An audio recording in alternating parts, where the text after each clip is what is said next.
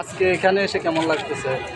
আমার এখানে এসে অনেক ভালো লাগছে যে আমি এখানে ইতিহাসের সাক্ষী হতে এসেছি এবং আমি সবাইকে এটাও বলতে পারবো যে আমি এখানে ইতিহাসের সাক্ষী হতে পেরেছি। আমি এখানে সাক্ষী ছিলাম, আমি এখানে এসেছি, যে ইতিহাসের সাক্ষী আমি হয়েছি। আমরা তো জানি তুমি জুলাই অভ্যুত্থানেও আন্দোলনে অংশগ্রহণ করছিলে, সেই সময়কার একটু স্মৃতি আমরা জানতে চাই তোমার কাছ থেকে। কেমন লেগেছিল তোমার তাহলে সেই সময়? কেমন সেই ভয়ভীতিটা কি ছিল সেই তোমার? সময়টা কেমন ছিল একটু শুনতে চাই। সেই সময়টা একটু ভয়তে ছিল, তারপর সবাইকে মেরে ফেলা হচ্ছিল, তারপর আমার আম্মাও দিয়েছিল যে ওদেরকে মেরে ফেলা হচ্ছে, আমার ভাই বোনদেরকে মেরে ফেলা হচ্ছে।